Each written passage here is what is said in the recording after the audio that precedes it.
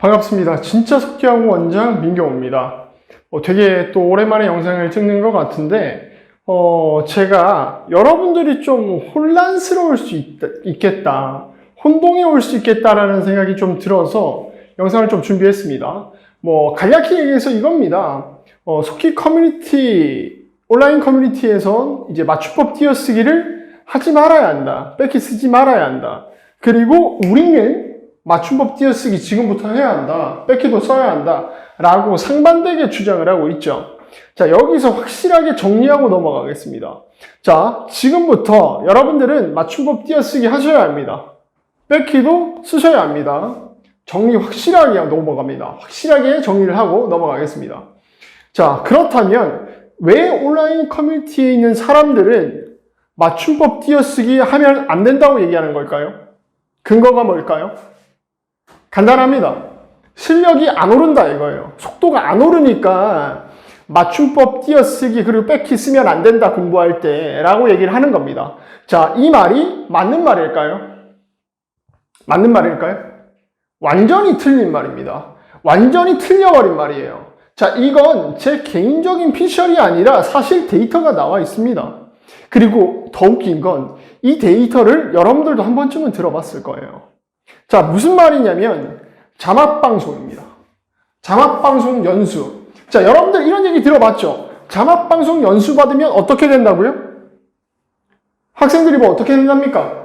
실력이 오른답니다. 실력이 올라요. 자, 그런데 이 연수 받은 학생들이 진짜 내가 속기하면서 맞춤법 띄어쓰기 이제 할 수 있어서 실력이 올랐다고 표현하는 걸까요?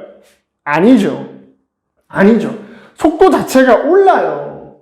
저도 당장 연수를 받아본 사람으로서 오릅니다. 속도가. 거기에 더불어서 맞춤법 띄어쓰기 되는 건 당연한 거고요.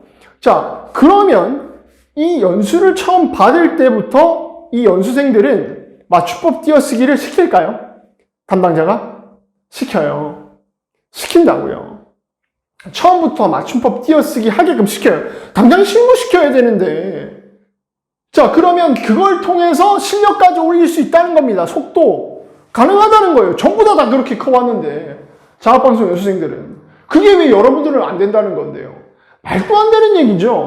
그러면, 자, 이 온라인 커뮤니티에서 이제 이렇게 얘기하시는 분들, 이런 거 하지 말라 하시는 분들, 결국 속도가 안 오르는 원인은 뺏기를 썼네, 맞춤법을 띄어쓰기를 썼네, 이게 아닙니다. 그럼 뭐가 문제인 거냐면 그냥 공부를 안 하는 거예요. 공부 안 해요. 아니, 세상에 보세요. 자막방송 연수생들은 양을 진짜 미치도록 박아가지고 맞춤법 띄어쓰기도 지키면서 속도까지 올려버리는데 여러분들은 뭐 했는데요? 왜 벌써 열심히 할 생각을 하지 않고 차선으로만 가고 있냐고요. 그 차선으로 가면 나중에 어떻게 되는지 제가 얘기를 했는데도 불구하고 그래요.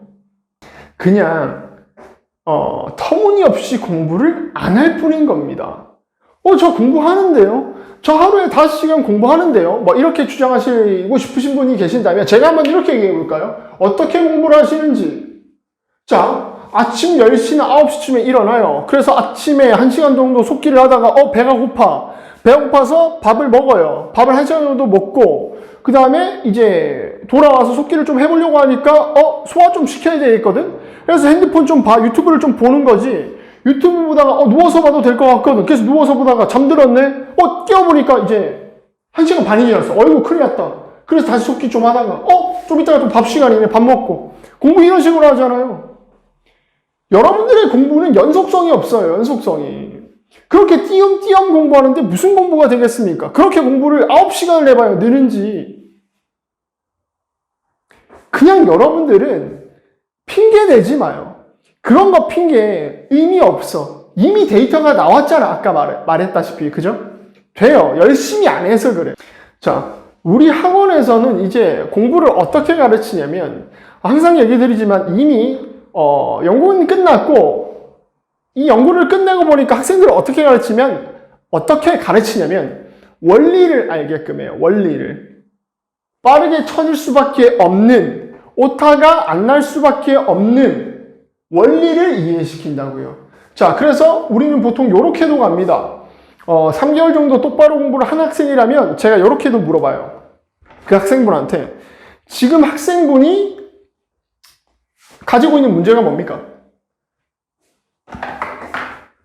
라고 물으면 이 학생분이 얘기를 합니다. 지금 오타가 너무 많은 게 문제예요. 오타가 많다는 게 결국 무슨 말이에요? 인지하지 못하는 오타가 많다는 거잖아요. 그래서 제가 그럼 물어요. 그러면 그 오타를 해결하기 위해서는 어떻게 해야 되는데요? 그러면 학생분들이 웬만하면 대답을 이렇게도 합니다. 지금 자기의 문제는 학원 용어로 얘기를 좀 할게요. 학원 용어로 1번, 2번 가동범위, 손실, 그리고 이동간, 3요소 접목 실패로 인한 적정 운지 깊이 도달 실패, 고로 빠르게 칠 때는 운지시 중심 운지 시간 확보 실패, 이런 식으로 얘기를 해요. 그럼 제가 얘기를 해요. 자, 그러면 그 문제를 해결하기 위해서 지금 당신이 추구해야 하는 연습 방향은 어떻게 됩니까? 하면은 본인이 또 얘기를 해요. 줄줄줄 얘기를 하겠죠. 그럼 제가 여기서 이렇게 피드백이 들어가는 거죠.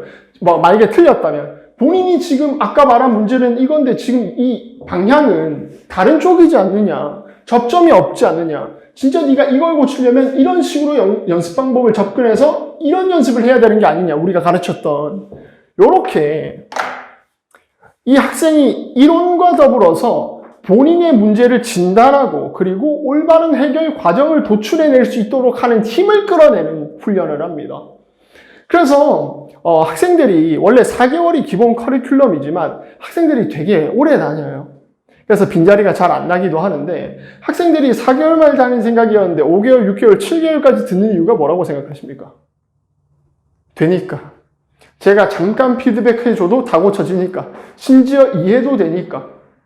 그러니까 이제 저희 곁을 떠나기가 사실 무서운 거죠. 그래서 제가 항상 학생들한테, 초반 학생들한테 강조를 하는 부분이 제가 피드백하고 이 답변을 드리는 거에 대해서 초점을 완전히 맞출 게 아니라 제가 결론 도출을 어떻게 하는지 그 과정을 보고 배우라고 제가 얘기를 많이 합니다. 어차피 3개월, 4개월 정도 다니면 이론은 기본적으로 알아요. 근데 중요한 건 혼자서 공부가 힘들다는 거지. 왜? 도출이 안 되니까. 결론 도출이 안 되니까. 어쨌든 우리는 공부를 이렇게 시킵니다. 이렇게 시키는 건 정확한 방법이 당연히 있어야만 가능한 거죠. 저희가 대답을 못하는 게 하나도 없어야 가능한 공부 방식이라고요. 그런데 여러분들은 어떻게 합니까? 이제 온라인 커뮤니티 같은 데 보면 시선 처리가 어떻네, 오타, 통증 얘기하면은 나도 그랬다, 속기사 통증은 당연하다, 나도 그랬다, 열심히 하면 된다, 이런 얘기를 하고 있잖아요. 그래서 저는 여러분들이 하는 공부를 사실 공부라고 표현을 안 하는 이유가 사실 이겁니다. 제가 여러분들이 하는 건 공부가 아니라 노동이라는 얘기를 자주 얘기를 했던 적이 있는 것 같아요. 여러분들이 하는 건 사실 될 때까지 조지는 거잖아요. 될 때까지 조지는 거. 늘 때까지 조지는 거. 그래서 십자씩 어거지로 올라가가지고 십자 올리면 여러분들 제일 먼저 뭐 합니까? 속도 적응하죠? 속도 적응한 다음에 그 다음에 이제 최대한 흘려치는 거지. 최대한 흘려치면서 전체 정확도에 퍼센티지를 올리는 데 목적이 있는 거잖아. 이게 무슨 공부인데? 자격증만 위하는 공부는 이게 무슨 공부냐고. 그러다가 안 되면 5개월도 똑같은 자수에서 정체하잖아요. 그게 무슨 공부인데? 그러다가 이제 선배들 들어보면 저도 그랬어요. 그렇게 하면 되는, 나도 그랬는데 나는 그렇게 얘기 안 한다니까? 그게 무슨 말도 안 되는 거예요.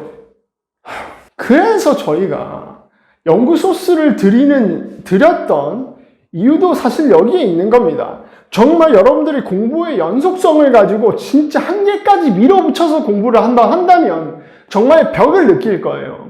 어떤 벽을 느끼냐면 내가 이제 1급을 따기 위해선 이 안정성을 내려놓고 또 이제 옛날처럼 흘려치기를 해야만 1급을 따는 상황이 발생한다고. 그런 상황을 여러분들이 극복하라고 연구소스를 던져주는데 세상에 공부 자체를 열심히 안 하는데 연구소스가 귀에 들어올 리가 있나. 그 벽을 마주친 적도 없는데 이런 안타까운 상황인 겁니다, 지금. 자, 제가 이런 얘기를 들어도 여러분들이 이렇게 생각할 수도 있어요. 근데 내가 생각하기에는 그래도 자격증을 먼저 따는 게 맞는 것 같아. 왜냐면 자격증이 있어야 뭐라도 도전해볼 거 아니야. 라는 생각이 드는 분들도 있을 것 같아요. 그래서 나는 진짜 나중에 맞춤법이랑 띄어쓰기 해야지. 라는 식으로 생각을 하는 친구들도 있을 것 같아요. 분들도 있을 것 같은데 상관없습니다. 알아서 하세요. 제가 이렇게까지 얘기를 했는데 여러분들이 그런 생각을 한다면 제가 뭐 말릴 방법은 없죠. 다만 여러분들이 이 온라인 커뮤니티에서 주장한 대로 맞춤법 띄어쓰기 배제하고 뺏기 배제하고 연습을 하게 되면 어떤 상황이 일어날까요? 여러분들 제가 봤을 때는 다들 그런 생각이 있는 건가요? 제가 물어보는 건데 다들 공공기관에 합격할 수 있다는 100%의 신뢰를 가지고 있는 건가요? 믿음을 가지고 있는 건가요? 나는 무조건 공공기관 따놓은 당상이야 이런 식으로 생각을 하고 있는 건가요? 자리가 진짜 없는데 대부분 다 프리로 일을 할 수밖에 없는 상황인데 여러분들은 왜 그런 공부만 추구를 하지? 심지어 실력도 오르지가 않는데 저는 이게 궁금하다는 거예요. 요새 학생들 상담을 좀 해보면 프리랜서를 목표로 하시는 분들 생각보다 많아요. 나이가 좀 있으신 분들도 이제 속기를 시작하시기 때문에 또 그런 부분이 있는 것 같기도 한데 자 그러면 프리랜서가 목표다 좋다. 자 그러면 프리랜서 종류는 뭐가 있는데요? 종류는 뭐가 있어요? 속기 사무소 또 뭐 강의 자막 온라인 강의 자막 또 영상 프리뷰 뭐 요 정도 있겠네요. 여기서 뭐 좀 더 있을 수 있겠지만 여러분들 실력이 부족하니까 뭐 실시간 속기는 빼고 자 크게 보면 요거 3개 있다는 거예요. 자 여러분들이 지금 속기 사무소 일할 거예요? 제가 속기 사무소 비하려는 게 아니라 들어보세요. 속기 사무소는 애초에 지금 대한민국에 너무 많아요. 자 많다 보니까 각자 경쟁력으로 승부를 해야 되잖아요. 어떤 경쟁력으로 승부한다고 했어요? 가격 경쟁력으로 지금 승부를 하고 있다고. 즉 각자 내가 더 싸네 하면서 단가를 낮추고 있는 중이라고요. 지금 이미 터무니없이 낮아졌어. 자, 여러분들은 그 일을 하청받아서 일하는 거라고. 제가 보니까 녹취록 1분에 1,500원짜리도 있더만. 여러분들 그거 할 거예요? 돈이 잘 안 될 텐데. 작업이 어려워요. 난이도가 항상 평이하지가 않아요. 심지어 녹음 음질도 이제 좋은지 모르고 심지어 어르신들도 많은데 어르신들 발음이 좋아요? 심지어 사투리 쓰면 어떡할 건데요? 쭉쭉 칠 수가 없다고. 계속 듣고 또 들어야 돼. 1분짜리 빼는 거 자체가 힘들다고요. 5분이면 시간이 꽤 많이 들어가요. 정말. 여러분들 그걸 첫 시작으로 프리랜서 하시게요. 자, 그래서 대부분 이제 속기사들이 프리랜서 일을 할 때 강의 자막을 많이 합니다. 워낙 물량도 전체적으로 많고 그리고 실력만 있다면 꽤 괜찮은 수입을 매달 일정하게 낼 수 있거든요. 자, 그런데 여러분들이 지금 강의 자막을 할 수 있나? 한번 생각을 해보자고. 여러분들 공부 어떻게 했다고요? 속도가 안 나서 맞춤법 띄어쓰기 포기했다고. 뭐 나중에 할 건데 지금은 어쨌든 안 했잖아. 근데 중요한 그거 어떻게 공부하는지도 지금 다 모르잖아. 어쨌든 자 속도가 불안정하니까 맞춤법 띄어쓰기를 포기했어. 뺏기 사는 습관까지도 안 쓰는 습관으로 만들어놨어. 자 그러면 여러분들 속도는 지금 온전해요? 아니지. 불안정하지. 안정하지가 못해. 안정적이지가 못하다니까. 왜냐면 속도가 애초에 안정적이었으면 여러분들이 그런 선택을 안 했잖아. 자, 그럼 결과를 보자고. 여러분들 지금 초안 작성 때 맞춤법 띄어쓰기도 아예 안 되지. 안 되잖아요. 지금 이건 알고 말고 문제를 떠나서 여러분들이 지금부터 맞춤법 공부를 해야 하는 이유가 뭐냐면 여러분들 약어로 수정을 많이 해야 돼.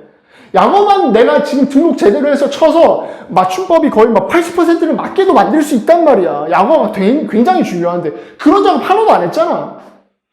그러니까 나중에 법문 작업도 굉장히 길 거고 그리고 애초에 속도도 굉장히 불안정한 상태라고요. 자 이렇게 되면 작업 속도가 어떨까요? 거의 녹취록 1분짜리 빼는 정도로 정말 똑같이 오래 걸릴걸? 왜냐면 제가 이걸 아는 게 최근에 우리 학생들한테도 이제 실무 수업을 좀 하면서 10분짜리 이 파일을 다 나눠줬어요. 이제 작업해보라고 나눠줬어. 나눠주고 나서 이 학생들이 이 10분짜리를 뭐 제 기억에는 한 1시간 반 정도 걸렸다고 얘기를 하더라고요. 물어보니까 전체 이제 싱크카까지 찍어서 1시간 반이 걸렸는데 제가 작업을 이걸 하면 10분짜리면 15분에 끝내거든요. 되게 쉬운 거예요. 말도 엄청 느리고 저는 15분 안에 끝내는데 이 사람들은 1시간 반 걸려서 끝났고 그리고 제가 이 사람들이 검수를 한 3-4번 했나 봐요. 10분짜리니까 제대로 내야 되니까 검수를 많이 했나 봐요. 3, 4번 한 걸 내가 받아서 내가 검수해 봤거든요. 1시간 걸렸어. 10분짜리 1시간 걸렸다고. 고칠 게 60개가 나왔어. 60개가. 제가 얘기했죠. 초안 작성 엉망이면 100% 못 만든다고. 이런 거라고. 못 만들어요. 그러면 여러분들은 그게 완성된 줄 알고 담당자한테 넘기는 순간 여러분들은 뭐가지라고. 업체가 맞냐고. 아니잖아요. 지금 상황이 이해가 됩니까? 여러분들이 지금 가고 있는 길이에요. 아니, 공공기관 자리가 없다는 것도 알아.